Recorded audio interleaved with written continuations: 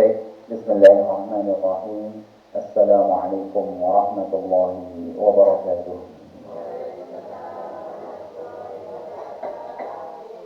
Alhamdulillahi ala ihsanih wa syukru lahu ala taufiqihi wa imtinani wa ashhadu an la ilaha illallah wahdahu la syarika lahu ta'ziman li sya'nih wa ashhadu anna Muhammadan abduhu wa rasuluhu ad-da'i ila ridwanih. Allahumma salli alaihi wa ala alihi wa ikhwanih. Baik, Bapak Ibu yang semoga dirahmati oleh Allah Subhanahu wa taala. Kita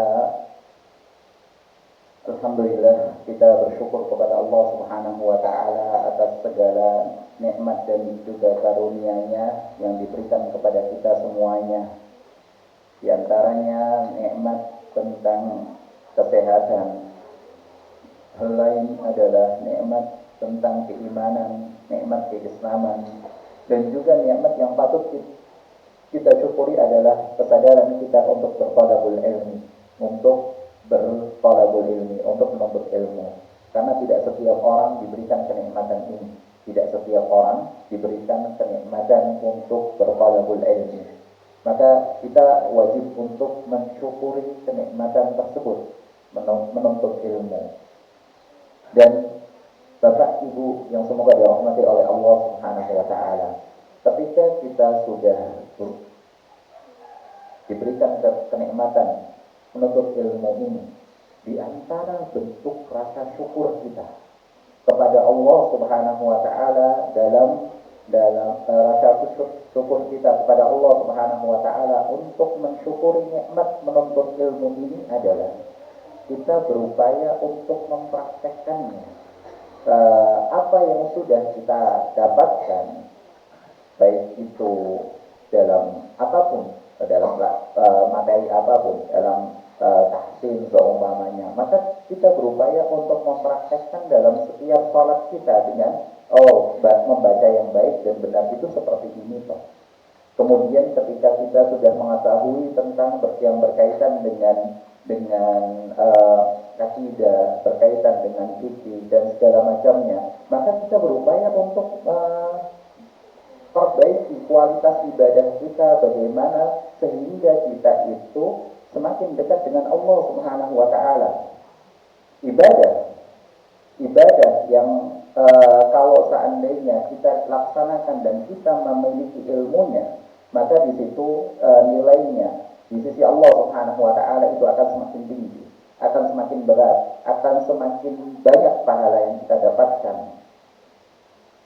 Kemudian ilmu kalau seandainya kita tidak melaksanakannya, tidak berupaya untuk mempraktekkannya, sekalipun yang mungkin yang baru kita pahami, kita dapatkan itu baru sedikit, maka ilmu itu akan hilang. Sebagaimana Ali bin Abi Thalib radhiyallahu anhu pernah menyatakan, hatafal ilmu bil amal fa in ajabahu wa illa irtahal. Hatafal ilmu bil amal, ilmu itu memanggil amalan. Ilmu itu harus disertai dengan amalan. Kalau seandainya fa in ajabahu, kalau seandainya amalan itu ikut serta, turut serta menjawab panggilan dari ilmu tersebut, amal tersebut menjawab dari ilmu tersebut, maka itu akan berjalan beriringan. Ilmu itu akan selalu nempel di kita semuanya. Wa illar tahal, kalau seandainya justru hanya ilmu saja yang kita dapatkan, amalan tidak kita sertai, maka amalan itu akan ilmu itu akan hilang dengan sendirinya. Oleh terbaik dari kita setelah kajian, setelah kita itu sadar untuk berthalabul ilmi, itu adalah kita itu berakhlak baik kepada keluarga kita. Kita kajian semacam ini itu bukan untuk memperkeras hati, bukan untuk memperburuk akhlak, menyalahkan orang, ini dan segala macamnya, tidak. Ketika kita mempelajari, ini ada perbuatan yang salah, bukan untuk menghakimi orang lain, tapi untuk supaya kita itu tidak melakukan hal yang buruk semacam itu. Kalaupun kita memperingatkan orang lain, memperingatkan dengan santun, memperingatkan dengan baik, kebaikan itu sudah berat. Kebaikan itu berat.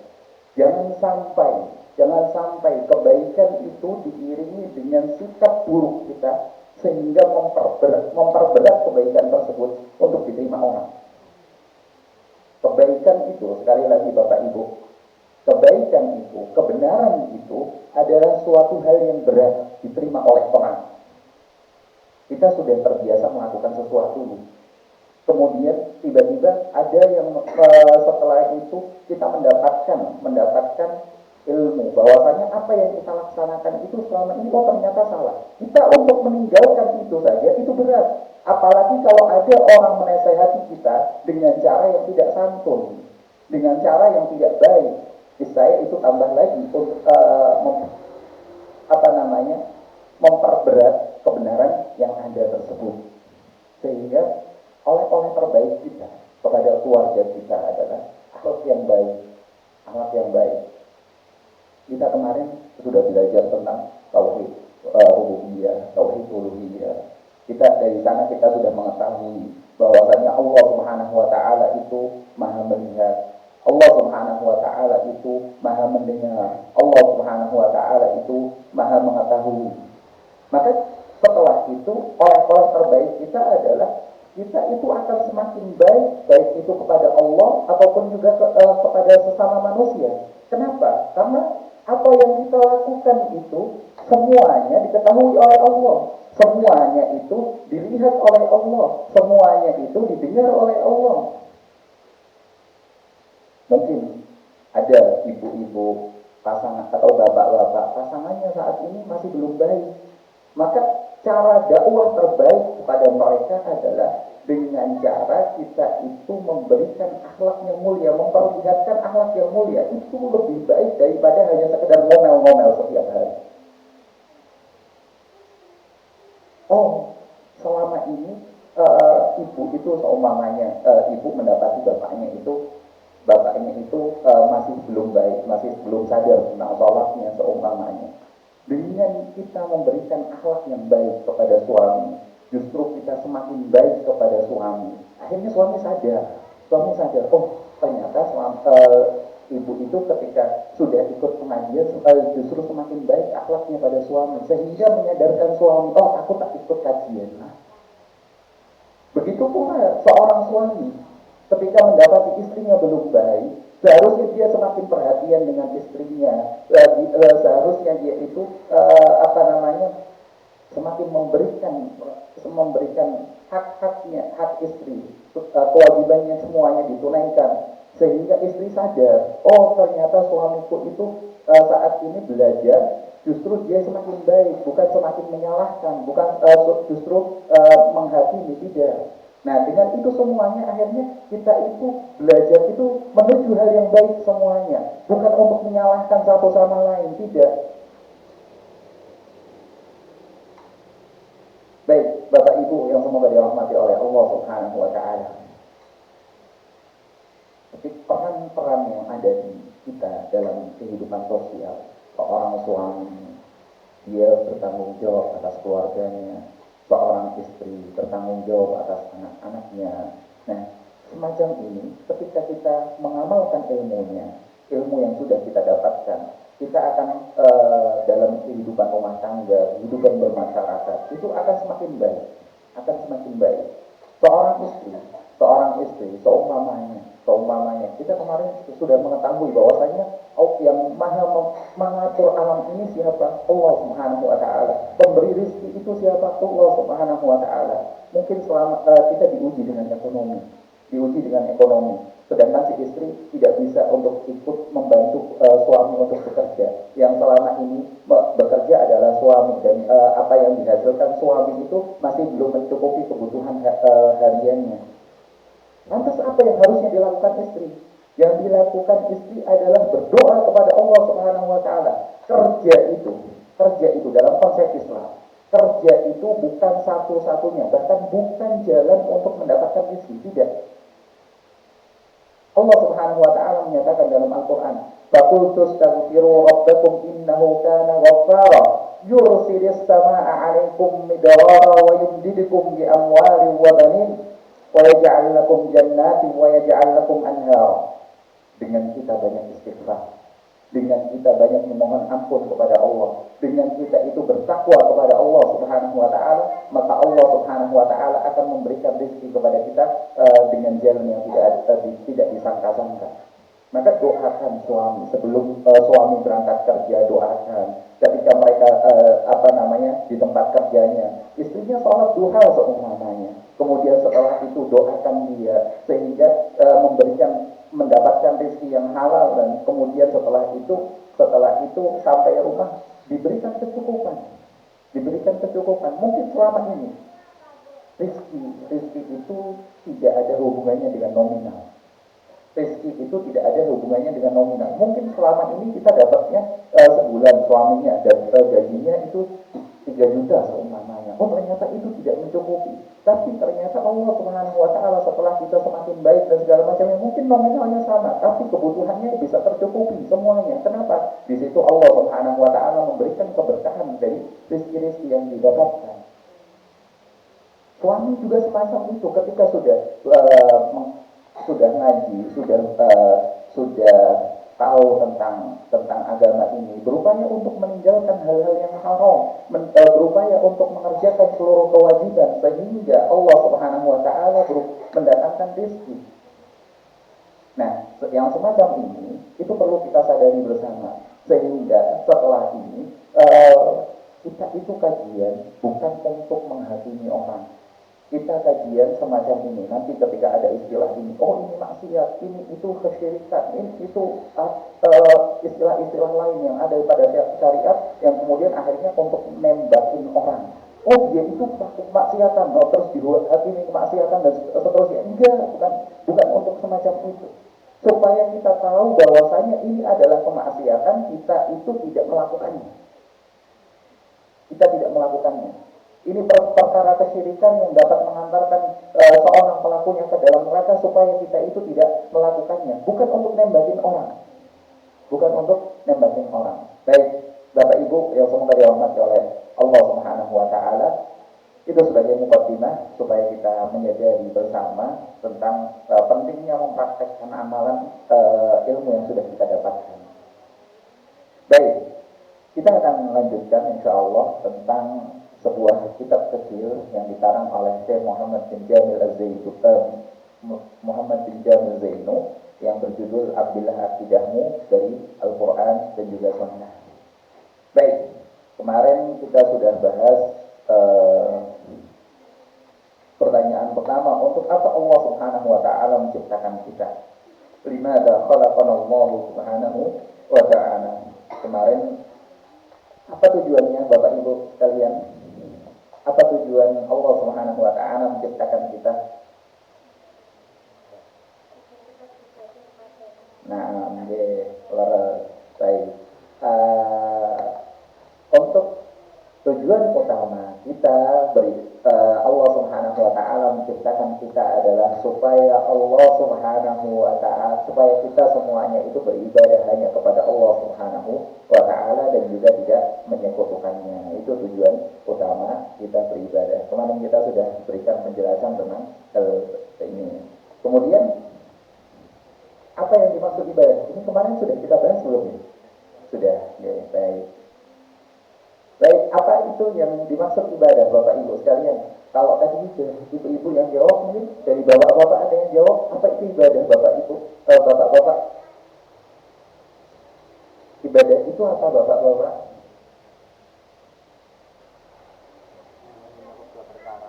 Ya. Perkataan atau perbuatan. Iya, baik. Doa, sholat, penyembelihan dan lain-lain. Iya, baik. Terima kasih. Ibadah adalah ismun jami'un likulli ma yuhibbullah wa yardah. Adalah sebuah nama. Ibadah itu adalah sebuah nama yang mewakili hal yang dicintai oleh Allah dan juga yang diridhai oleh Allah, baik itu perkataan ataupun perbuatan. Contohnya sholat, zakat, puasa, berdoa dan seterusnya. Maka itu adalah ibadah. Baik, berarti kita masuk ke pertanyaan yang ketiga. Pertanyaan yang ketiga, bagaimana cara beribadah kepada Allah Subhanahu wa taala? Bagaimana cara beribadah kepada Allah Subhanahu wa taala. Ketika tadi kita sudah membahas di kesempatan sebelumnya, di pertemuan sebelumnya, kita sudah membahas tentang ibadah itu yang seperti apa sih. Ibadah itu adalah sebuah nama, sebuah istilah yang mewakili setiap apapun dia yang dicintai dan juga diridhoi, baik perkataan ataupun perbuatan. Itu kita sudah tahu. Berarti yang termasuk di dalamnya itu adalah ada sholat, ada zakat, ada puasa, ada haji, kemudian juga ada berdoa, ada rasa cinta, isti'anah, istighatsah dan seterusnya. Itu semua bagian dari ibadah. Baik. Terus ketika kita itu melaksanakan ibadah, seharusnya seperti apa? Gimana cara melaksanakan ibadahnya? Allah Subhanahu wa taala. Allah Subhanahu wa taala tidak membiarkan kita bingung begitu saja. Ketika Allah Subhanahu wa taala contohnya memberikan perintah kepada kita dalam Al-Qur'an, wa aqimus shalah, tunaikanlah salat. Apakah kemudian Allah Subhanahu wa taala biarkan itu saja? Gimana sih cara salat? Orang manusia dibiarkan bingung caranya salat gimana? Akhirnya kalau semacam itu, nanti satu sama lain cara salatnya berbeda. Mereka waktunya berbeda, caranya berbeda, kemudian nanti jenis pelaksanaannya pun berbeda. Tapi kan tidak semacam itu. Allah Subhanahu wa taala itu sudah ajarkan di dalam Al-Qur'an. Kalau tidak ada dalam Al-Qur'an, maka itu sudah diajarkan oleh Nabi sallallahu alaihi wasallam. Maka jawabannya adalah, maka di sini disebutkan dengan cara yang telah Allah dan Rasulnya perintahkan, dengan cara yang Allah Subhanahu wa taala dan juga Rasulnya perintahkan. Jadi dalam melaksanakan ibadah itu Allah Subhanahu wa taala di dalam Al-Qur'an itu memerintahkannya. Maka kewajiban kita setelah diperintahkan apa? Mentaatinya. Nah, kemudian cara mentaatinya gimana? Dan cara mentaatinya adalah sesuai dengan apa yang Rasul sallallahu alaihi wasallam ajarkan, apa yang Rasul sallallahu alaihi wasallam tuntunkan. Bukan sesuai dengan hawa nafsu, bukan sesuai juga dengan akal pikiran kita, bukan sesuai dengan perasaan kita, bukan. Tapi semuanya itu sesuai dengan apa yang diajarkan oleh Nabi Sallallahu Alaihi Wasallam. Contohnya dalam sholat. Sholat itu di dalam Al-Quran hanya disebutkan wa aqimus sholat, hanya sebatas itu. Tidak disebutkan sholatnya itu di waktu apa saja sih, kemudian jenisnya seperti apa, gimana caranya, itu tidak dijelaskan semuanya di dalam Al-Quran. Al-Quran itu hanya menyatakan wa aqimus sholat. Kemudian Allah Subhanahu wa taala menjelaskan bahwasanya salat itu memiliki waktu tertentu, hanya sebatas itu. Tapi semuanya penjelasannya ada dalam hadis Nabi Sallallahu Alaihi Wasallam, ada dalam hadis-hadis yang disebutkan oleh Nabi. Salatnya yang diwajibkan oleh Allah Subhanahu wa taala setiap harinya itu ada 5 bagi setiap muslim mukallaf. Seorang muslim baligh mukallaf, maka dia itu sudah berkewajiban untuk melaksanakan sholat. Sholat sudah ditentukan caranya, sudah ditentukan jenisnya, sudah ditentukan jumlahnya. Oh, kalau subuh itu 2 rakaat, waktunya dari terbit fajar shadiq sampai dengan sebelum terbitnya matahari. Maka itu adalah waktu sholat, sudah ditentukan oleh Allah Subhanahu wa taala. Waktu zuhur itu pun juga sudah ditentukan oleh Nabi Shallallahu Alaihi Wasallam, jumlah rakaatnya, waktunya itu kalau zuhur kapan Bapak Ibu? Ada yang tahu waktu sholat zuhur itu dimulai kapan? Kalau mungkin sekarang itu tahu, gampang kita lihat jam. Oh, jam sekian itu sudah. Kalau dulu di zaman Rasul Shallallahu Alaihi Wasallam kan belum ada jam. Terus mau waktu menandai ini sudah masuk waktu zuhur atau belum itu seperti apa Bapak Ibu? Matahari tergelincir. Ya, masya Allah. Ya, leres.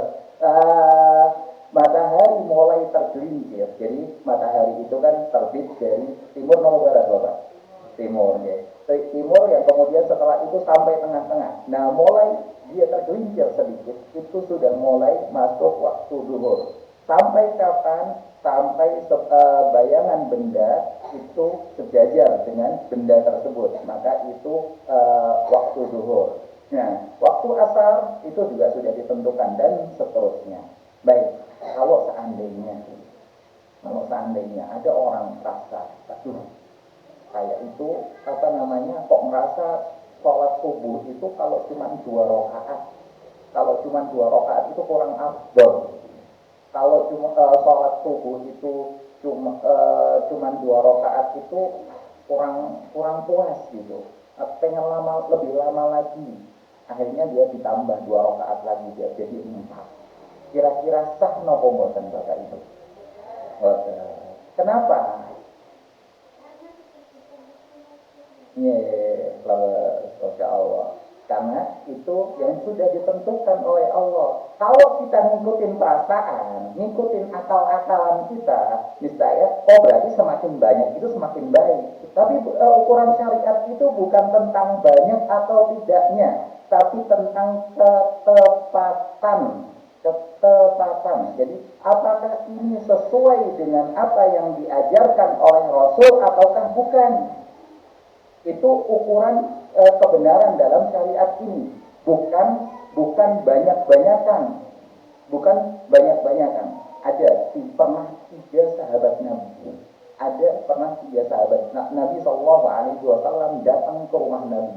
Mereka itu pengen ketemu Nabi, tapi ternyata Nabi Shallallahu Alaihi Wasallam sedang nggak ada di rumah. Akhirnya saat itu mereka menemui Aisyah radhiyallahu anha, istri beliau, salah satu dari istri beliau sallallahu alaihi wasallam. Baik, di situ kemudian mereka bertiga bertanya tentang ibadah Nabi sallallahu alaihi wasallam itu seperti apa. Kemudian mereka menganggap, ibadah Nabi aja seperti itu. Kita itu lebih banyak dosanya daripada Nabi. Nabi itu sudah dijamin dosanya yang telah lalu dan juga yang akan datang, itu semuanya sudah diampuni oleh Allah Subhanahu wa taala. Sedangkan kita nggak ada yang menjamin, berarti kita harus ibadahnya lebih banyak. Ibadahnya harus lebih sempurna. Ibadahnya itu kuantitasnya harus lebih banyak. Kemudian akhirnya salah satu dari 3 sahabat itu mengatakan, kalau gitu aku nggak akan pernah tidur lagi. Kalau malam itu, pokoknya setiap malam bakalan aku itu sholat dari setelah isya sampai dengan subuh. Setiap hari bakalan melakukan itu. Kemudian sahabat yang lain, Nabi Shallallahu Alaihi Wasallam itu kan kalau kita tahu puasanya itu, beliau itu ketika sepulang dari sholat subuh, biasanya beliau itu berangkat subuh itu belum makan apa-apa. Nah, kemudian setelah sholat subuh pulang ke rumah, ketika waktu syuruk, matahari sudah terbit, sudah sholat syuruk. Nah, kemudian beliau pulang. Nah, kemudian kalau beliau itu bertanya kepada istrinya, punya apa? Kalau di rumah ada makanan, maka beliau akan makan. Tapi kalau tidak ada makanan, maka beliau berpuasa. Itu kebiasaan Nabi Shallallahu Alaihi Wasallam. Berarti kemudian sahabat ini tahu Nabi seperti itu, berarti saya itu ya udah puasa aja terus setiap hari itu puasa. Dia berniat semacam itu dan mengatakannya kepada Aisyah. Kemudian yang ketiga, sahabat yang ketiga itu mengatakan, kalau gitu aku nggak usah nggak usah nikah. Biar nanti semuanya itu waktunya itu fokus hanya untuk Allah Subhanahu wa taala, tidak fokus untuk istri, tidak terbagi untuk istri, kemudian untuk anak dan seterusnya. Kemudian akhirnya mereka bertiga pergi. Kemudian setelah itu Rasulullah SAW selang beberapa saat datang ke rumahnya. Kemudian istrinya tadi, Aisyah radhiyallahu anha, menceritakan apa yang disampaikan oleh para sahabat-sahabat itu. Kemudian dipanggillah 3 sahabat tersebut. Yang kemudian Kemudian Nabi Shallallahu Alaihi Wasallam menyatakan begini, amma adapun aku muwana, aku itu ketika pas malam hari ada sholatnya juga ada tidurnya, ada sholatnya ada tidurnya, bukan sepanjang malam buat sholat terus, tidak. Kemudian asumu wa uftir, aku juga ada hari di mana aku itu berpuasa, ada hari aku di mana itu tidak berpuasa. Kemudian wa atazawwajun nisa, dan aku itu juga menikahi perempuan. Jadi bukan semuanya kemudian fokus untuk ibadah akhirnya tidak mau menikah, tidak. Kemudian beliau menyatakan, ini yang menjadi titik poin kita. Faman raghiba an sunnati falaysa minni. Siapapun yang dia itu tidak menyukai, dia itu benci terhadap ajaranku, maka dia bukan dari golongan Nabi Shallallahu Alaihi Wasallam. 3 sahabat itu kira-kira dia mengatakan semacam itu dan mereka berniat untuk melakukan itu fondasinya apa Bapak Ibu? Apa yang menjadikan mereka semacam itu?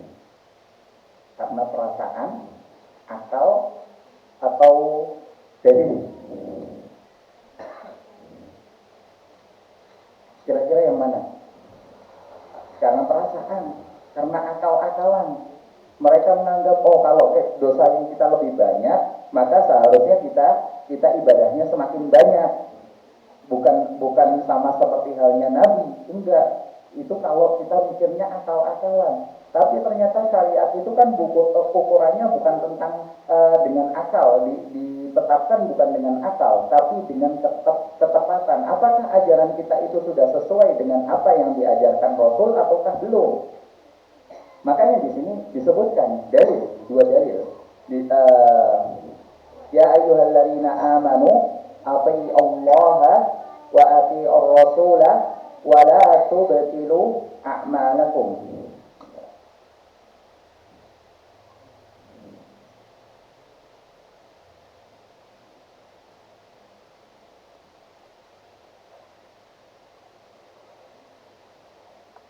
Nah, di sini disebutkan ya ayyuhalladzina amanu atii'u Allah wa atii'ur Rasul wa la tubtilu a'malakum. Wahai orang-orang yang beriman, taatlah kalian kepada Allah dan juga taatlah kalian kepada Rasul. Taat kepada Allah yaitu dengan menjalankan apa yang diperintahkan. Kemudian taat kepada Rasul adalah beribadah sesuai dengan tata cara Nabi Shallallahu Alaihi Wasallam. Itu maksud dari ayat ini. Taat kepada Allah dengan melaksanakan apa yang diperintahkan oleh Allah, puasa, zakat, dan seterusnya. Kemudian taat kepada Rasul adalah dengan cara melaksanakannya sesuai dengan apa yang diperintahkan oleh Allah dan juga diajarkan oleh Rasul Shallallahu Alaihi Wasallam. Bapak, Ibu, kalau seandainya di masa ini, di zaman ini, ada orang yang dia itu mengamalkan ajarannya, mungkin ada orang yang dia itu beramal dengan ajarannya, agamanya Nabi Musa alaihissalam, ketika Allah sesuai dengan apa yang Allah Subhanahu wa taala turunkan kepada Nabi Musa. Kemudian belum dirubah dan masih murni asli kalau seandainya ada, dan dia beribadah dengan hal tersebut di masa ini, kira-kira sah nopo boten? Yang diturunkan oleh Allah kepada Nabi Musa kemudian digunakan untuk beribadah di masa ini, sah nopo boten? Ini sesuai dengan perintah Allah loh Bu, Bapak. Sesuai dengan perintah Allah yang diturunkan oleh Allah kepada Nabi Musa, tapi digunakan untuk dilaksanakan di masa ini, digunakan untuk beribadah kepada Allah di masa ini. Sah napa mboten Bapak Ibu? Hah? Sah napa mboten?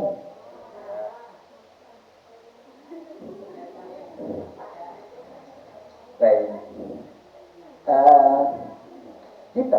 Kita itu berkewajiban untuk mengikuti ajarannya Nabi Shallallahu Alaihi Wasallam, siapapun dia, semenjak diutusnya Nabi Shallallahu Alaihi Wasallam, beliau itu diangkat menjadi Nabi, diangkat menjadi Rasul, maka orang siapapun yang ada di dunia ini, ketika mereka itu beribadah dengan menggunakan syariat Nabi lain, itu tidak diterima oleh Allah Subhanahu wa Ta'ala. Nabi Shallallahu Alaihi Wasallam pernah menyatakan, la yasma'u bi ahadun min hadhil ummati yahudiyyun wala nasraniyyun thumma la yu'minu bi illa kana min ashabin nar. Tidaklah di masa ini di mana beliau itu diutus, ada seorang Yahudi dan Nasrani yang kemudian mereka itu yang masih murni, mereka masih mengikuti ajaran Nabi Musa, Nabi Isa yang masih murni, belum dirubah-rubah. Mereka itu sudah mendengar, sudah mengetahui bahwasanya aku diutus. Kemudian mereka itu tidak beriman kepada Nabi, artinya mereka itu tidak mengikuti ajaran Nabi, beribadah tidak sesuai dengan ajaran Nabi Shallallahu Alaihi Wasallam. Kemudian apa yang diteruskan oleh Nabi Shallallahu Alaihi Wasallam, maka illa kana min ashabin nar, kecuali mereka itu akan masuk neraka. Kecuali mereka itu akan masuk neraka. Bahkan Nabi Shallallahu Alaihi Wasallam pernah marahi Umar radhiyallahu anhu. Umar itu pernah kedapatan oleh Nabi sedang membawa Taurat. Taurat itu kitabnya yang diturunkan oleh Allah kepada siapa Bapak itu? Taurat itu kitab yang diturunkan oleh Allah Subhanahu wa Ta'ala, diturunkan oleh Allah Subhanahu wa Ta'ala kepada Nabi siapa? Taurat Nabi Musa, Masya Allah. Taurat itu adalah kitab yang Allah Subhanahu wa Ta'ala turunkan kepada Nabi Musa alaihissalam. Kalau Injil, Nabi Isa alaihissalam. Kalau Zabur, Nabi Daud. Saat itu Umar radhiyallahu anhu itu pernah kedapatan membawa Taurat. Kemudian Rasul Shallallahu Alaihi Wasallam memarahi Umar. Bahkan beliau mengatakan, "Laukana Musa hayyan." Kalau seandainya Nabi Musa alaihissalam itu saat ini masih hidup, saat ini artinya ketika Nabi Shallallahu Alaihi Wasallam sudah diangkat menjadi Nabi, sudah diangkat menjadi Rasul, kemudian Nabi Musa alaihissalam masih hidup, ma wasi'ahu illa tibai, maka dia itu tidak punya pilihan lain kecuali dia menjadi pengikutku. Dia itu beribadah sesuai dengan ajaranku, bukan dia beribadah sesuai dengan ajarannya yang diturunkan oleh Allah Subhanahu wa Ta'ala padanya ketika Nabi Shallallahu Alaihi Wasallam sudah diutus. Makanya besok ketika hari akhir, ketika Nabi Isa alaihissalam sudah diturunkan oleh Allah Subhanahu wa Ta'ala, maka dia pun, Nabi Isa pun akan melaksanakan syariatnya Nabi Muhammad, bukan lagi menggunakan syariatnya yang dulu ketika beliau itu sebelum diangkat ke langit. Kemudian di sini Allah Subhanahu wa Ta'ala menyatakan, wala tubtilu a'malakum, dan janganlah kalian membatalkan amalan-amalan kalian. Membatalkan amalan itu ada banyak macamnya. Bisa sebelum pelaksanaan amalan tersebut, bisa ketika melaksanakan, bisa juga setelah melaksanakan. Oke, saya ulangi. Membatalkan amalan itu bisa sebelum pelaksanaannya, bisa ketika pelaksanaannya, dan juga setelah pelaksanaannya. Contoh amalan batal sebelum pelaksanaannya itu seperti apa Bapak Ibu? Ada yang tahu? Ketika seorang mau melaksanakan, seumpamanya mau melaksanakan sholat, kemudian dia sudah mengawali dulu, saya sholat, saya sedekah, saya haji, saya umroh, itu untuk apa? Oh, biar nanti dapat nama haji seumpamanya, supaya nanti jadi konten di Instagram seumpamanya. supaya nanti dihormatin masyarakat. Niatnya dengan niat yang salah itu membatalkan amalan.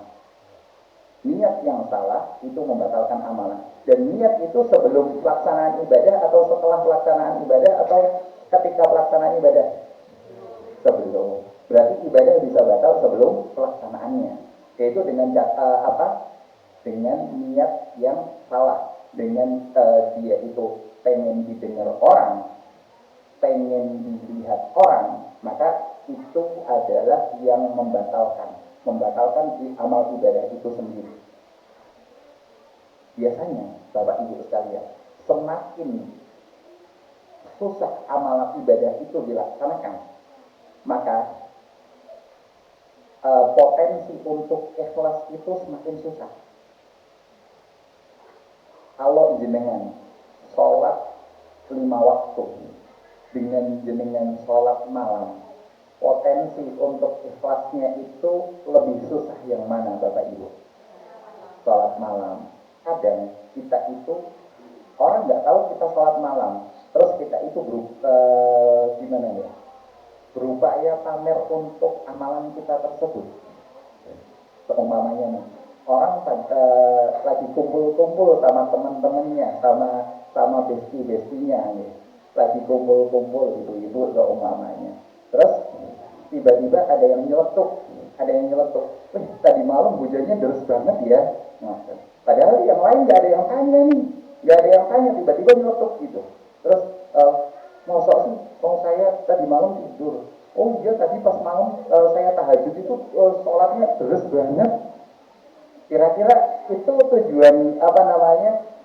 Dia melaksanakan itu, dia mengungkapkan itu supaya apa sih? Supaya dipuji orang dong. Nah, semacam ini adalah bentuk hal yang bisa membatalkan amalan kita.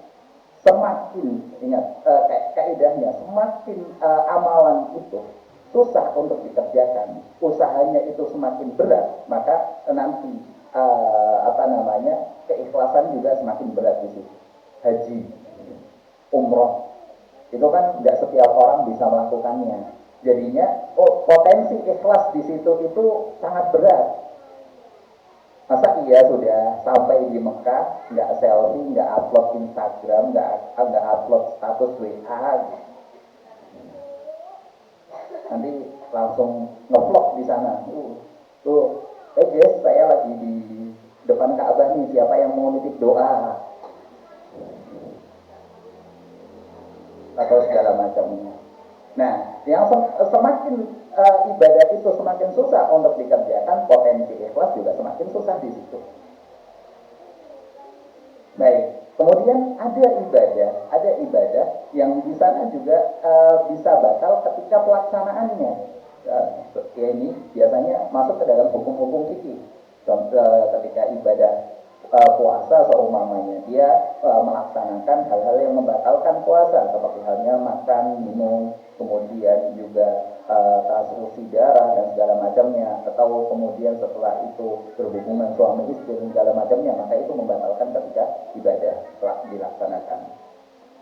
Kemudian yang terakhir, ibadah batal setelah pelaksanaannya, itu dengan cara mengungkit-ungkitnya, kemudian berbangga dengannya, atau melakukan perbuatan-perbuatan lain yang tidak ada hubungannya dengan ibadah itu, tapi sehingga itu bisa membatalkannya. Contohnya, ada orang sholat 5 waktu, dia rajin di situ, dia nggak pernah ngungkit-ngungkit, dia juga pelaksanaannya bagus. Tapi pada suatu ketika dia itu berdoa kepada selain Allah, datangin dukun, minta bantuan sama dukun. Kemarin kita sudah bahas, seorang mendatangi dukun itu merupakan perbuatan kesyirikan, dan perbuatan kesyirikan itu menghapuskan seluruh amal kebaikan. Nah, yang semacam ini, maka kita harus berhati-hati sehingga kita itu nggak ngungkit-ngungkit, juga tidak melakukan perbuatan lain yang bisa menghapuskan amalan ini, amalan kebaikan ini. Contoh yang bisa lain yang bisa menghapuskan amalan itu adalah dengan tamani, mengungkit-ungkit. Dia seumpamanya sudah sedekah sama orang, kemudian dia ngomong sama orang lain itu, kalau bukan karena sedekahku dia nggak bakalan bisa sekolah, dia nggak bakalan bisa makan, dan seterusnya. Maka ini adalah bentuk ujub, yang kemudian setelah itu bisa menghapuskan amalan. Baik, kemudian Bapak Ibu yang semoga dirahmati oleh Allah Subhanahu wa taala. Di sini Syekh Muhammad bin Jamil Zainu, beliau menyebutkan sebuah hadis, "Man 'amila 'amalan laisa 'alaihi amruna fahuwa raddun ay ghairu maqbulin." Barang siapa yang beramal dengan suatu amalan yang itu berupa bukan bagian dari perintah kami, laisa alaihi amruna, bukan merupakan perintah dari kami, yang tidak ada perintahnya dari kami, fahuwa raddun, maka amalan itu akan tertolak. Baik, Bapak Ibu yang semoga dirahmati oleh Allah Subhanahu wa taala. Ini perkara yang mungkin sedikit sensitif, tapi kita mempelajari ini sekali lagi untuk meluruskan pemahaman kita, untuk supaya amalan kita itu tidak menjadi amalan yang sia-sia, tidak diterima oleh Allah. Nah, maka kita harus mempelajari ini. Seluruh hal yang itu merupakan perbuatan ibadah, perintah dari kami ini. Di sini kan disebutkan perintah dari kami, amruna. Di sini ini maksudnya adalah perkara yang merupakan bagian dari agama. Perkara yang merupakan bagian dari agama. Kok diada-adakan sendiri? Kemudian setelah itu ada seorang yang dia itu melakukan dengan dasar lain seperti halnya perasaan, akal dan segala macamnya, maka itu tidak akan pernah diterima oleh Allah Subhanahu wa taala. Kalau tidak seseorang beramal dengan amalan yang tidak sesuai dengan ajaran yang Allah Subhanahu wa taala ajarkan atau Rasul sallallahu alaihi wasallam ajarkan dalam sunnahnya, Allah Subhanahu wa taala perintahkan dalam Al-Qur'an, maka ini semuanya tertolak. Dan ini Bapak Ibu yang semoga dirahmati oleh Allah Subhanahu wa taala. Ini bukan hanya sekedar tertolak nih, tapi di sini juga nanti akan ada unsur muncul dosa. Jadi ketika amalan itu tertolak, seumpamanya ada seorang itu dia sholat zuhur 6 rakaat. Apakah bukan hanya sekedar dia itu tertolak? Tidak. Kalau tertolak kemudian dia nggak mendapatkan apa-apa, itu mending. Tapi setelah tertolak, maka setelah itu dia berdosa. Kenapa berdosa? Karena kemarin kita sempat membahasnya. Kita bisa mendapatkan pahala dari 5 hukum taklifi. Kemarin kan kita membahas ada wajib, kemudian setelah itu ada apa lagi? Sunnah, kemudian mubah, kemudian ada makruh, dan kemudian ada haram. Baik, yang dari 5 ini kita bisa mendapatkan pahala dari berapa hal? Dari 4 hal. Yang pertama dari wajib dengan cara melaksanakannya, dari yang sunnah dengan cara melaksanakannya, dari hal yang makruh dengan cara meninggalkannya, dari yang haram dengan cara meninggalkannya. Baik, ketika ada seorang dia itu sholat zuhur seumpamanya, sholat zuhur 6 rakaat, berarti amal ibadahnya itu tidak akan diterima. Dia harusnya kewajibannya adalah melaksanakannya sehingga dia mendapatkan pahala dari pelaksanaan itu. Ketika amalan itu tertolak, berarti dihitung oleh Allah Subhanahu wa taala melaksanakan atau tidak? Tidak. sehingga dia mendapatkan dosa. Pertama, dosanya karena tidak melaksanakan. Dosa yang kedua adalah dosa menyelisihi tidak sesuai dengan ajaran.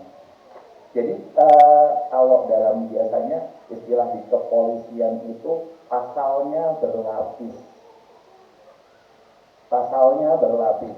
Berarti makanya para ulama itu sampai mereka mengatakan gini, orang bermaksiat itu dosanya lebih ringan di sisi Allah dibanding orang yang mereka itu berkreasi dalam agama. Berkreasi dalam agama artinya agamanya itu, cara ibadahnya itu dimodifikasi sendiri, ditambahi sendiri atau dikurangi sendiri, itu dosanya lebih berat di sisi Allah ketimbang orang yang mereka itu tidak melaksanakan sholat itu, tidak melaksanakan ibadah itu. Karena dia dosanya cuma satu. Kalau orang yang melakukan semacam ini, dia dosanya double. Dia dosanya double. Baik.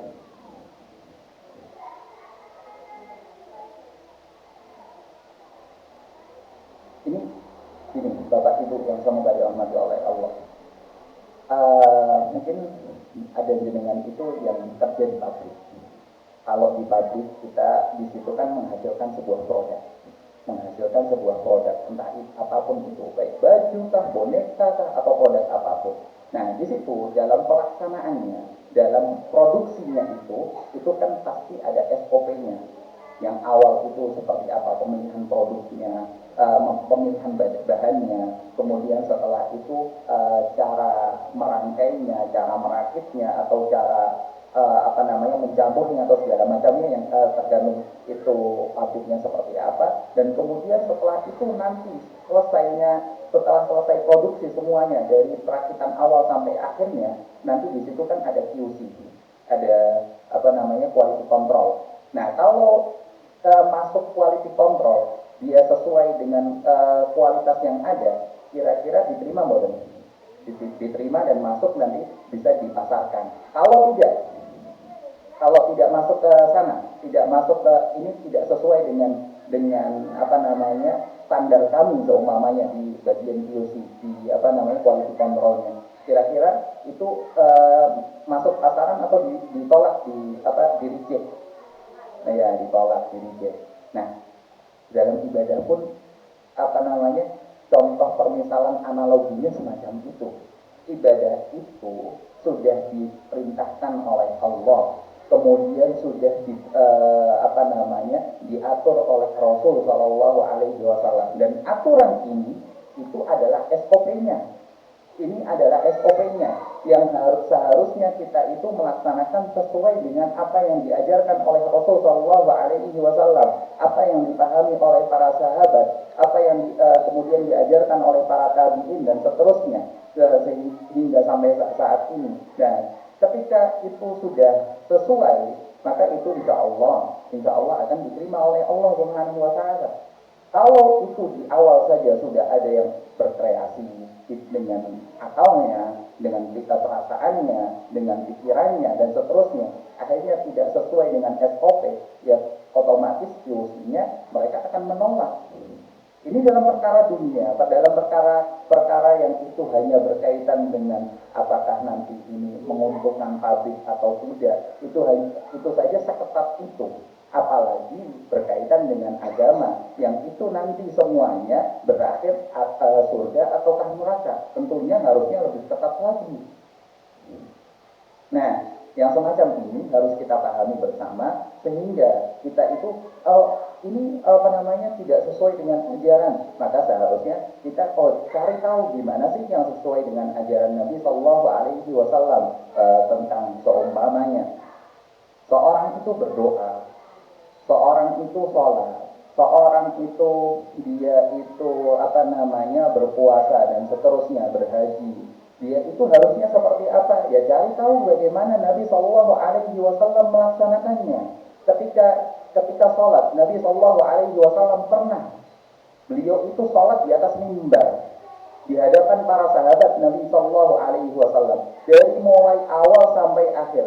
Kemudian Nabi Shallallahu Alaihi Wasallam menyatakan kepada para sahabatnya, "Shallu kama ra'aitumuni usalli." Sholatlah kalian sebagaimana kalian melihatku sholat.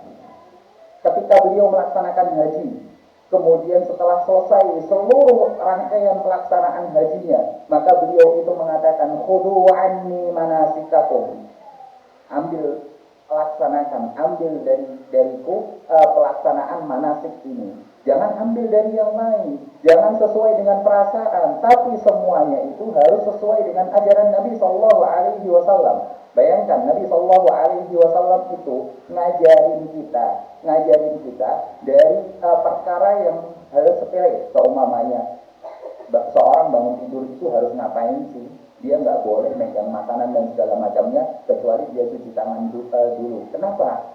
Li'annahu la yadri aina batat yaduh. Karena dia itu semalam nggak tahu ketika tidur itu tangannya itu kemana, masuk kemana dan segala macamnya. Nah, sehingga Nabi Shallallahu Alaihi Wasallam ajarkan hal tersebut. Nabi Shallallahu Alaihi Wasallam ajarkan gimana kita itu mau masuk WC, harusnya itu kaki kiri dulu, baru kaki kanan. Kita harus berdoa, bagaimana cara kebo dan segala macamnya. Itu semua diajarkan. Ini hal-hal yang sepele. Apalagi dalam perkara ibadah yang itu merupakan inti ajaran para nabi. Tentunya itu semuanya sudah ada ajarannya. Tinggal kita mau mencari tahu ataukah tidak. Tinggal kita mau mencari tahu ataukah tidak. Coba kita belajar. Bisa saat ini kan media belajar itu sudah sangat banyak sekali. Mau baca buku, baca buku nggak ada waktu saat ini. Kita mau baca buku juga baca nggak paham-paham. Baru baca satu halaman sudah pusing, nggak tahu apa yang dibaca, seumpamanya gitu. Ya sekarang sudah ada YouTube, sudah ada di kalau sekarang di Facebook lah atau segala macamnya, semua ada di sana. YouTube itu bukan hanya sekedar untuk melihat hiburan, tidak, tapi di sana kan kajian juga banyak. Kuota itu, kalau kuota itu termasuk harta yang nanti kita itu akan ditanya oleh Allah Subhanahu wa taala. Kita itu akan dimintai pertanggungjawabannya oleh Allah Subhanahu wa taala. Selama ini kuota itu, HP itu digunakan untuk apa sih? Apakah untuk hal yang halal, ataukah hal yang haram, ataukah yang mubah? Kalau halal ataupun mubah, oke. Mubah itu kita nggak mendapatkan pahala, nggak mendapatkan dosa. Tapi kalau yang halal atau bahkan ibadah, maka itu kita akan mendapatkan pahala. Tapi kalau yang haram, justru yang di situ kita gunakan HP kita, kemudian juga kuota yang kita miliki dan segala macamnya, maka itu justru bernilai dosa. Maka hati-hati di sini. Kita harus juga bisa memanfaatkan apa yang kita miliki itu untuk kebaikan seluruhnya. Selama ini mungkin kalau kita itu, mungkin ibu-ibu sambil masak itu HP-nya itu di setelnya musik, dangdutan atau segala macamnya. Boleh sekarang diganti. Saya belum paham sholat, gimana cara sholat yang benar. Maka cari kajian di YouTube itu, cara sholat yang benar. Nggak apa-apa sambil nyuci, sambil masak dan segala macamnya. Itu lebih bermanfaat, itu lebih berpahala dibandingkan dengan nyetel dangdutan atau segala macamnya. Saya itu seumpamanya bapak-bapak lagi kerja, lagi nunggu mungkin dagang, nunggu ada yang datang dan segala macamnya. Selama ini cuma nonton hiburan yang bikin ketawa seumpamanya, lawakan atau segala macamnya. Ya mendingan mulai sekarang coba. Saya belum paham dalam agama ini apa sih? Gimana cara tawakal yang benar? Gimana cara mencari rezeki yang benar? Cari di YouTube, insya Allah ada semuanya. Jadi dengan ini semuanya, maka kita berupaya untuk mendekatkan apa yang kita laksanakan itu yang berupa ibadah itu sesuai dengan ajaran Nabi Shallallahu Alaihi Wasallam. Apakah ini sesuai dengan ajaran Nabi ataukah tidak? Maka semuanya itu sudah tersedia. Tinggal kita mau atau enggak. Tinggal kita mau atau enggak, kita mau berupaya ataukah tidak. Maka kita semuanya setelah menyadari ini, setelah ini nanti insya Allah semuanya bisa melaksanakannya. Ya, baik. Kemudian Bapak Ibu yang semoga dirahmati oleh Allah Subhanahu wa taala. Sekali lagi ketika kita mempelajari semacam ini bukan untuk menyerang orang, tidak, tapi kita untuk pertama kali untuk diri kita, apakah itu yang kita laksanakan itu sudah sesuai dengan ajaran Nabi ataukah belum. Ketika kita sudah berupaya dan kita sudah sesuai, maka kita berupaya untuk menasihati orang, tapi bukan untuk menghakimi, bukan untuk memvonis, tapi untuk mengajak dengan cara yang baik, dengan cara yang santun.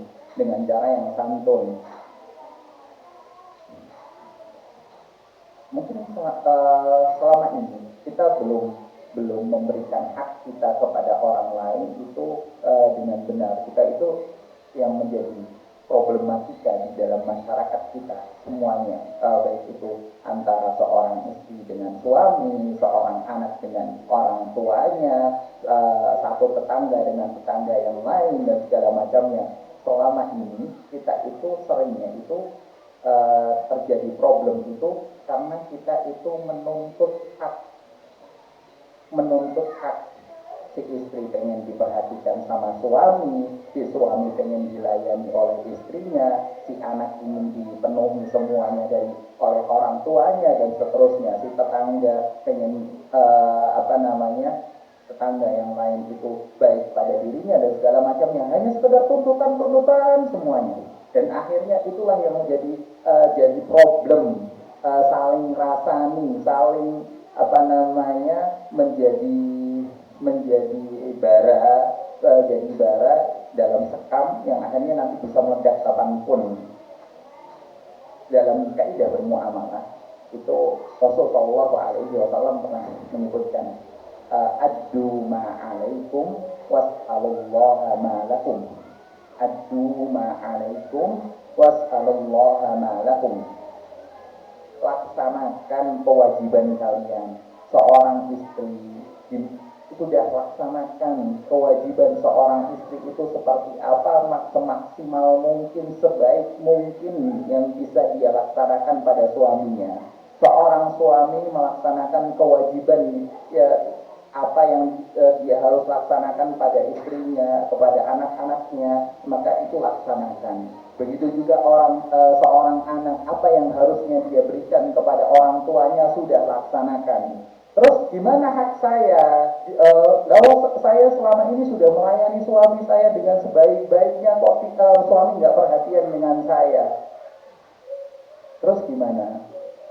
Tuntut sama suaminya, protes sama suaminya, istrinya juga suaminya juga sama dengan semacam itu kepada istrinya. Saya sudah kasih nafkah, saya sudah ini kerja capek-capek, istrinya nggak melayani saya, mamanya. Ya itu nanti akhirnya jadi konflik. Rasulullah SAW mengatakan was'alullaha ma'alakum. Adapun hak kalian yang menjadi hak kalian itu minta sama Allah. Kalau selama ini mungkin seorang istri, ya Allah, selama ini kok saya sudah berupaya untuk melaksanakan kewajiban saya sebagai seorang istri terhadap suami saya, tapi suami saya kok nggak perhatian sama saya ya. Harusnya gimana sih? Maka dia berdoa sama Allah. Nanti Allah yang menyadarkan suami. Mau sengomel apapun, setiap hari ngomelin suaminya, nuntut ini itu, minta diajak belanja, minta dicek shoppingnya dan segala macamnya, semuanya itu tiap hari malah suaminya itu semakin nggak respect kepada istrinya ketika dia itu semakin banyak ngomelnya. Tapi kalau dia itu semakin baik, dia minta sama Allah, yang nyadarkan itu kan bukan kita, yang nyadarkan itu Allah, yang nyadarkan Allah Subhanahu wa ta'ala.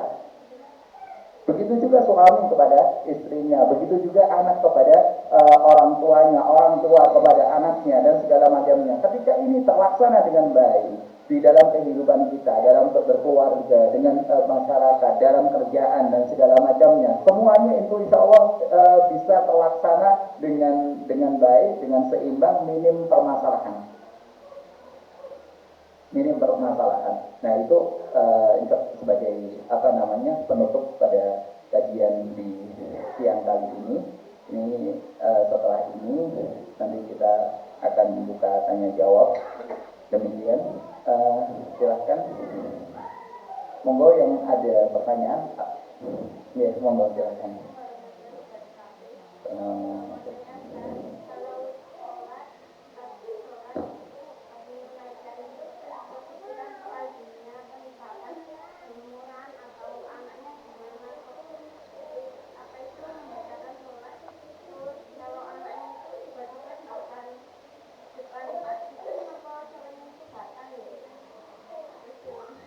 Ya, baik. Terima kasih Ibu atas pertanyaannya. Ketika ada seorang dia itu dalam sholatnya kepikiran hal lain, apakah dia itu sholatnya batal ataukah tidak? Baik, gini, setan itu mereka ketika disebutkan dalam sebuah hadis, ketika Nabi Shallallahu Alaihi Wasallam itu menyatakan, jadi ketika adzan itu dikumandangkan, maka setan itu akan lari berbiring-biring. Kemudian setelah adzan selesai, mereka akan mendatangi masjid lagi. Ketika qomat pun sama. Setelah selesai, ketika qomat mereka akan lari. Tapi ketika selesai, mereka akan kembali. Nah di situ, Bapak Ibu yang semoga dirahmati oleh Allah Subhanahu Wa Taala, setan itu ketika pelaksanaan ibadah, mereka itu akan lebih getol lagi, mereka itu akan lebih effort lagi, mereka akan berupaya lebih besar lagi untuk supaya kita itu tidak melaksanakan sholat itu dengan baik. Itu yang pertama. Sehingga dari sini semuanya kita, kalau ada seorang itu sholat, kalau saat ada seorang itu sholat, kemudian dia itu tidak khusyuk, maka itu hal yang wajar. Tapi harusnya seorang muslim itu ketika salah satu kewajiban dalam sholat adalah khusyuk. Kewajiban dalam sholat itu khusyuk. Seringkali bukan hanya itu saja, mungkin kita semuanya, apalagi kalau jamaah di masjid itu, kita nggak tahu ini udah rakaat berapa. Terus yang lebih memalukan lagi, kalau dia itu masbuk telat sholat, terus waktu pas sholat ini kan kurang berapa ya, akhirnya tungguan sama yang sampingnya. Iya, kalau sampingnya ada yang masbuk, kalau nggak ada, nah, akhirnya malah ini gimana ya, ini berdiri lagi ataukah sudah tahiyat akhir gitu. Nah, semacam ini. Ini tidak sampai membatalkan sholat, hanya saja itu menghilangkan kesempurnaan sholat itu. Sehingga kita berupaya untuk dalam pelaksanaan sholat itu di awal mula ketika melaksanakan sholat itu kita doa dulu sama Allah Subhanahu Wa Taala. Ya Allah, mudahkanlah aku untuk sholat dalam keadaan khusyuk. Nah, karena khusyuk itu datangnya dari Allah, bukan upaya kita sendiri. Kalau kita berupaya sendiri, ada sudah sering nih kita sholat nih, mau dari awal mau sholat mau takbir itu, pokoknya nanti khusyuk. Takbir rakaat pertama baca Al-Fatihah dan seterusnya, sujud rukuk, kemudian rakaat kedua, terus tiba-tiba blank. Kenapa? Ya karena kita mengandalkan kemampuan kita sendiri. Harusnya kita itu untuk supaya kita khusyuk, supaya kita sholatnya itu bisa baik sebagaimana yang Allah dan juga Rasulnya tuntunkan, kita itu juga doa sama Allah. Kita doa sama Allah supaya Allah Subhanahu Wa Taala menolong kita, memberikan kekhusyukan pada kita dalam pelaksanaan sholat. Baik, itu yang pertama. Baik, kemudian yang kedua, kalau kita sholat, kemudian di depan kita ada anak kecil, apakah itu membatalkan anak sholat? Jawabannya tidak. Ketika dia itu anak kecil dan belum mumayyiz, belum bisa membedakan mana yang baik, mana yang buruk, belum bisa masih kecil, maka itu tidak mengapa. Tapi kalau seorang itu ada tiga hal, ada dua atau tiga hal yang dia itu bisa membatalkan sholat seseorang ketika ada lewat di depannya. Yang pertama, wanita dewasa bagi laki-laki, kemudian atau anjing hitam yang melewati seorang sholat, maka itu membatalkan sholat tersebut. Tapi kalau anak kecil, kemudian juga orang dewasa, laki-laki dan segala macamnya, itu nggak masalah, tidak membatalkan sholat, tapi itu berdosa bagi yang melewati, bagi yang melewati. Karena Nabi Shallallahu Alaihi Wasallam pernah menyatakan, "Lau ya'lamul maru ala baina yadayhi musalli." Kalau seandainya orang yang melewati depan orang sholat, depannya langsung, jadi posisinya antara dia dengan tempat sujudnya sampai di situ, itu tempat terlarang dilewati. Makanya kita disunahkan untuk memberikan sutroh pembatas. Nah di situ adalah area terlarang untuk dilewati. Lau ya'lamul mar'u ala baina yadayil musalli. Kalau seandainya orang yang melewati depan orang sholat itu tahu hukumannya, maka dia tidak akan pernah melewatinya. Dan hukumannya itu Nabi Shallallahu Alaihi Wasallam menyatakan dia itu nanti akan tertahan untuk masuk surga selama 40. Nah di situ Nabi Shallallahu Alaihi Wasallam tidak memperjelas apakah itu 40 hari, apakah itu 40 tahun atau segala macamnya. Beliau itu hanya menyatakan 40 saja. Nah jadi dia ada hukumannya di situ. Dia berdosa dengan hal tersebut. Baik.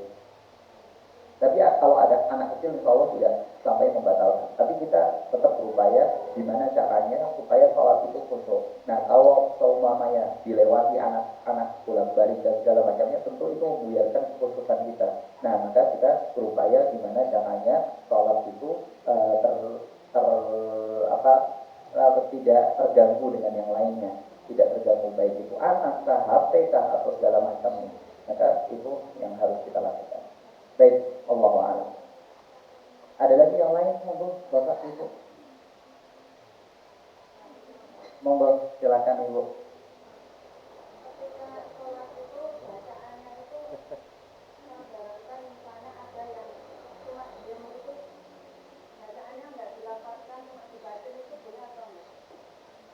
Ya, baik.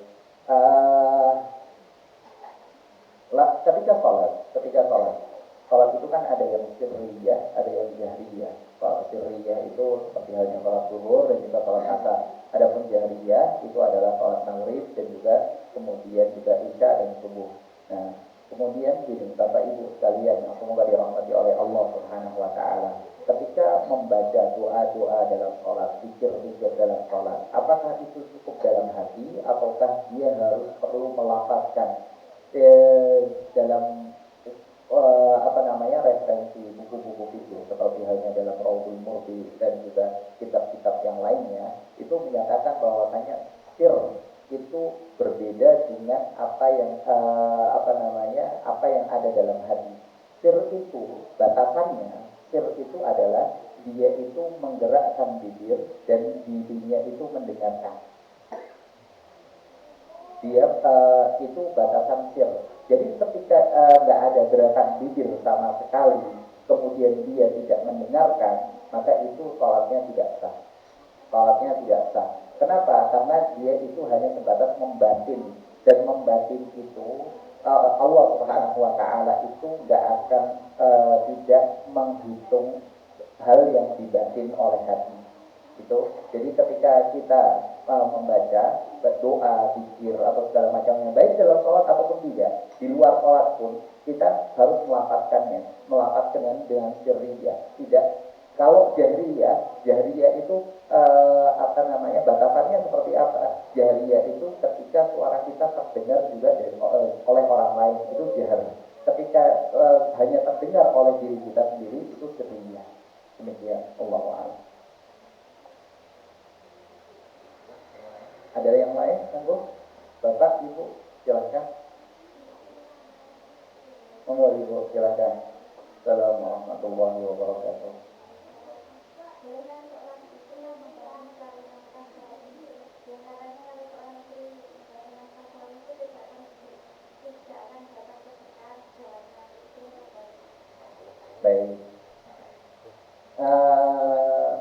ketika seorang istri membantu suami untuk mencari nafkah, baik di sini asal hukumnya seorang wanita itu di rumah.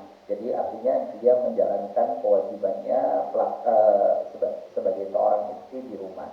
Tapi kalau memang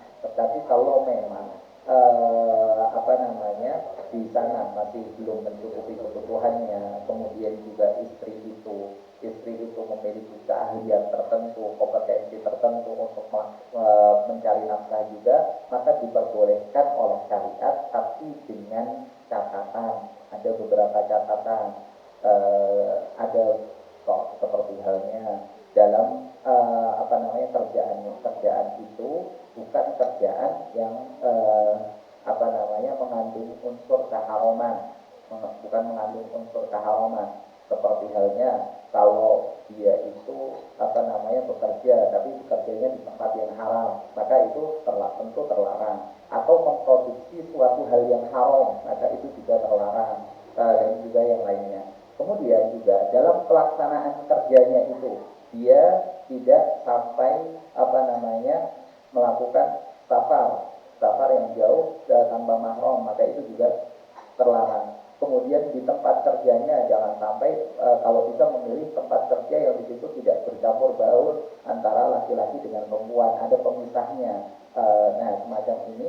Dan kemudian juga di dalam pelaksanaan kerjaannya itu, dia kalau seumpamanya bercampur dengan laki-laki perempuan, dia bisa menutup auratnya. Nah, yang ini sebagai syarat-syarat supaya agar apa namanya, yang diperintahkan oleh Allah Subhanahu wa taala itu tidak dilanggar. Nah, ketika ini menjadi apa namanya, dilaksanakan, itu insya Allah tidak menghilangkan keberkahan selama dia bisa melaksanakan ibadahnya, dia melaksanakan kewajibannya sebagai seorang istri, tidak melalaikan suaminya, posisi dia sebagai istri, posisi dia sebagai ibu. Kemudian juga kalau setelah apa namanya, tapi yang paling utama setelah itu semuanya itu adalah tetap istri itu di rumah, dan kalaupun melaksanakan kerjaan dia dengan catatan-catatan tersebut. Kemudian tadi mungkin di pembukaan tadi kita sudah sampaikan, rezeki itu Allah Subhanahu wa taala bukan tidak menjadikan kerja itu sebagai satu-satunya jalan untuk mendapatkan rezeki. Tapi ketakwaan justru itulah yang menjadi penyebab datangnya rezeki. Maka kalau istri itu membantu dengan doa, membantu dengan ketakwaan, memperbaiki rumah tangganya, menghiasi rumahnya dengan ibadah dan seterusnya, itu insya Allah juga menjadi jalan rezeki yang lain. Demikian. Allah a'lam. Ada lagi Bapak Ibu yang semoga dirahmati Allah, monggo silakan. Assalamualaikum warahmatullahi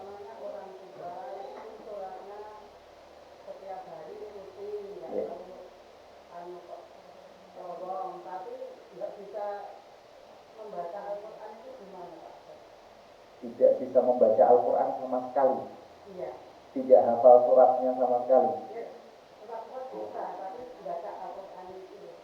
Baca Al-Quran maksudnya tidak sesuai dengan kaidah tajwid atau gimana? Yeah. Membaca Al-Quran itu tidak bisa. Kalau belajar itu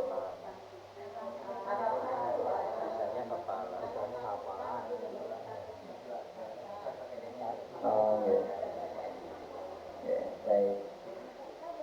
Ya, yang saya pahami, ketika ada seorang sholat, kemudian dia itu tidak bisa membaca Al-Quran dalam sholatnya tersebut, namun di luar sholatnya itu. Waktu sholat, di waktu sholat tersebut, salah satu yang menjadi rukun dalam sholat itu kan membaca Al-Fatihah. Nah, membaca Al-Fatihahnya ketika dia sudah sesuai dengan sudah bisa membacanya, maka itu insya Allah sudah sah sholatnya. Sekalipun dia tidak membaca surat setelah Al-Fatihah, karena surat setelah Al-Fatihah itu termasuk sunnah, bukan termasuk rukun. Maka ini salah satu manfaat kita belajar dalam sholat itu tidak semuanya itu satu hukum. Tidak semuanya itu satu hukum. Takbiratul ihram itu rukun, membaca Al-Fatihah itu rukun, rukuk itu rukun, sujud itu rukun. Nah, yang semacam ini kita harus ketahui sehingga nanti ketika ada yang kelewat dalam sholat, ada yang salah dalam sholat, kita harus ngapain itu bisa tahu. Keumpamanya ada orang dia itu sujudnya dalam satu sholat dia sujudnya cuma sekali. Terus bisakah diganti dengan sujud sahwi? Bisa nggak? Tidak bisa. Kenapa? Karena sujud itu termasuk bagian dari rukun.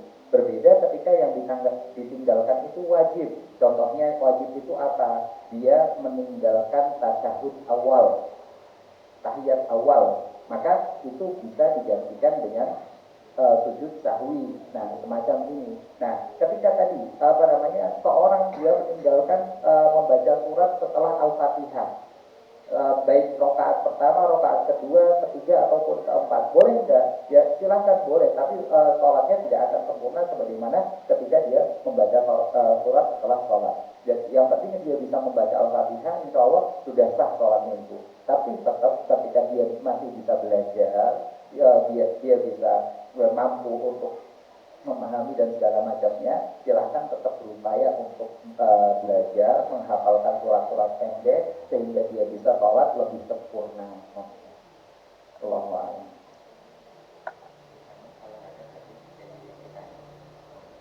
Monggo, baik. Bapak Ibu sudah siap ditanya nih. Tadi sudah cukup banyak mendapatkan materi nih.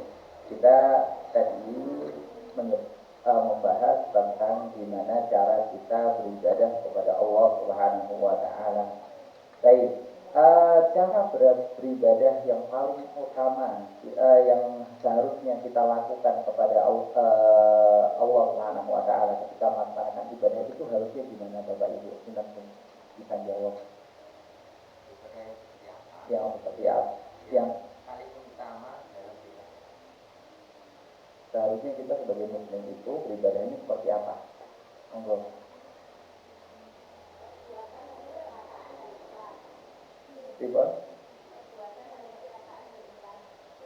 Perbuatan dan perkataan yang ikhlas. Yang tepat Ibu. Ada lagi yang lain monggo. Ya, sesuai dengan tuntunan Rasulullah SAW. Ya, baik. Untuk yang saya bertanya satu, pertanyaan kedua tidak kemudian. Kemudian pertanyaan tiga ditanya. Baik, kemudian pertanyaan lain, Ibu, Bapak, Ibu. Tadi kita sebutkan ada amalan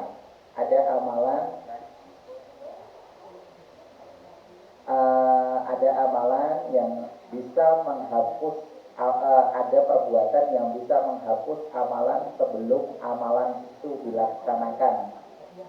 Apa itu?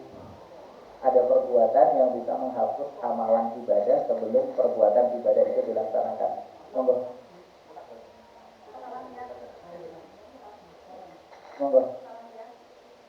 Salah niat, benar. Seorang salah niat, baik itu niatnya untuk selain Allah ataupun disertai dengan ingin dipuji dan segala macamnya. Kemudian yang ketiga, pertanyaan ketiga,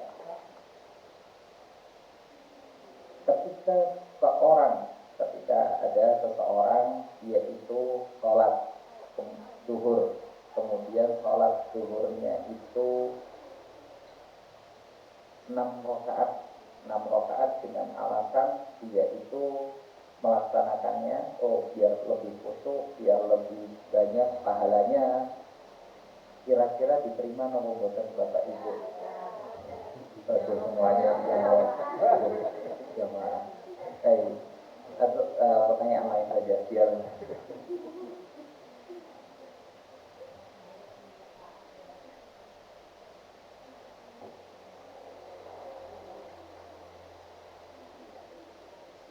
tadi tentang kaidah ikhlas.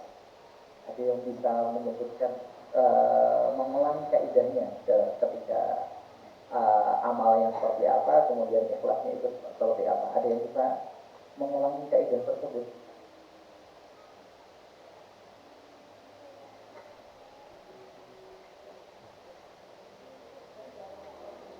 Menurut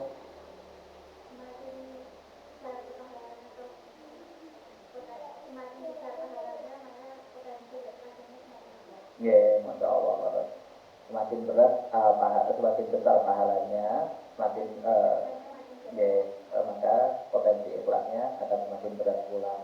Baik, itu yang terima kasih atas jawaban-jawabannya. Demikian kajian kita di kesempatan siang kali ini. Semoga Allah Subhanahu wa taala memberikan kita manfaat atas apa yang kita pelajari di kesempatan siang ini.